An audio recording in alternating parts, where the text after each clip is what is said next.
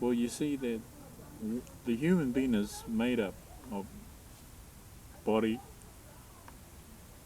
mind, heart, spirit. See? And for the last 13,000 years, the human beings have been out of sync with the mind, the body, and the spirit. They've been out of sync. They've been mostly locked into their mind. And the mind has been so powerful that it's become part of the personality and the ego of each human being. They carry this. And as they function, as they've been functioning for years and years and years and years from the space of the mind, it tricks the human beings into thinking that's who they are. It tricks them into believing that they are this mind and this ego, you know. But if they can turn their attention back, you know, to their heart and to their spirit and to their, you know, into their, what we call the wairu, or the sacred spirit, they will find that there's more there than really that they even thought of. And so what I teach, what I speak of, is the process of turning your attention back into your inner self, into your inner being. And what happens then is that you become aware of the silence, of the stillness that's in you. Because we don't really know that place of silence and stillness until we actually start focusing on it. And silence and stillness is a big part of our inner being. Big, big, big part, you know. And when we go into that silence, we get taken in to that heart. And that heart is the most powerfulest place we can be, because that heart is connected to our soul, and our soul is connected to the Great Spirit. And so when we tune into our inner selves, we connect that bridge to the Great Spirit, and we become one. And that's the message that I remind people of. You have a divine place within your being. Because, you know, your being has been gifted to you from the Great Spirit. You are one with the Great Spirit. You are, and that's what you have to realize. You know, to know that, and practice that, and go into your being so that you know that who you are, who you truly are. Otherwise, you're a slave. You're a slave to the, you know, to the dictates of your ego, of your mind. Every day, we get taken away. Because the mind, it functions like a computer.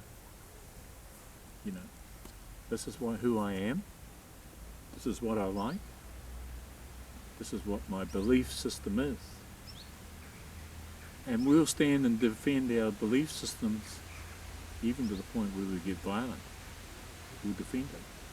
But that's all it is. A belief system is a belief system. It's not real. Nothing is real that the mind latches onto, the ego latches onto, because it'll go. It'll disappear. And the mind thinks that it will get satisfaction out there in the world. And it strives for satisfaction from anything, from money, from family, from entertainment, from drugs, alcohol. It will seek something that'll give it satisfaction, and never find it out there. Never. Until they turn around and focus on your inner self. Satisfaction. Fulfillment. But I can imagine nowadays there are so many people suffering in pain, in war. How can you do it? Go from your mind to your heart again?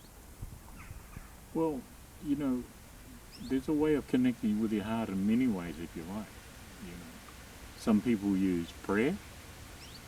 Some people use nature. They feel connected with nature, and then they get taken into a higher vibration. You know, there's many ways, and a lot of people use different techniques of meditation, and some use mantras. Some use all these different things to connect with them. But the way I talk about it is about going to the silence. Go to your silence and let the silence speak to you. Because the silence has a very, very soothing effect on your being. And that's where the true peace is within you. And once you begin to know that place inside you, no matter what the world offers you, you know, you always come back to square one, back to your home base. That's your home base, the peace, the love, the light. See, we are light beings. We are light. You are light beings? Yeah. And this is what the cosmic lineup is now. It's about more and more and more light coming onto the planet. And we're here. More light coming onto the planet, allowing more light. Because what the light does, it brings us information into our beings of who we are. It brings that information into us.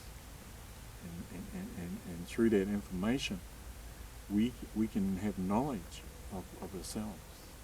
More knowledge and more knowledge and more knowledge.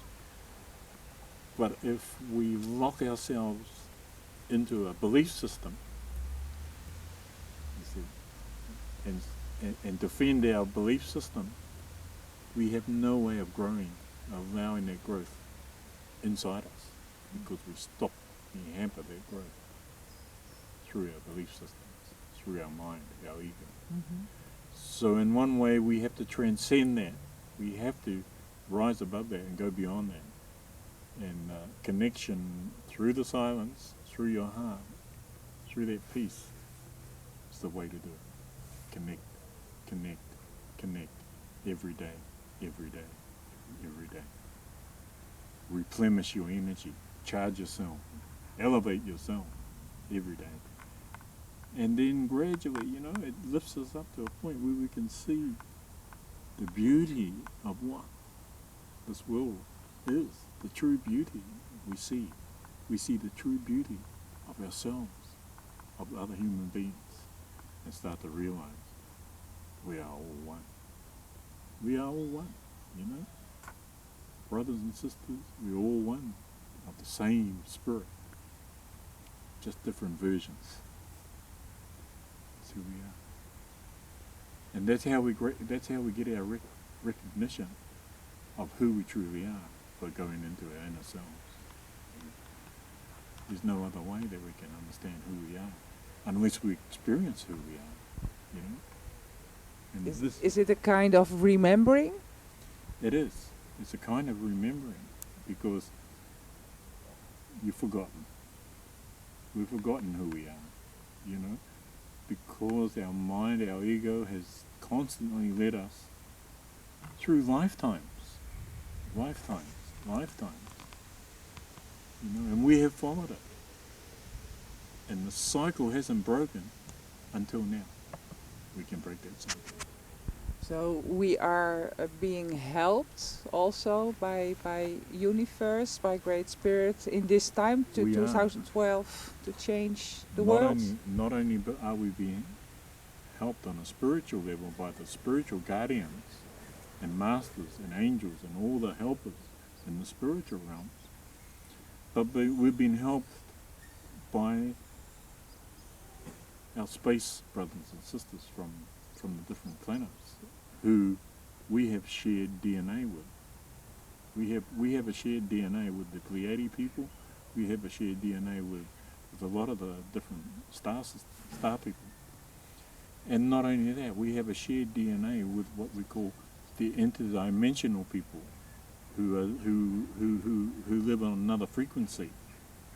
You know, and we have to see those interdimensional people in that other frequency, and that other one. We call them light beings or angels, you know. And they carry a lot of help for us. And they carry some of our DNA as well that we share.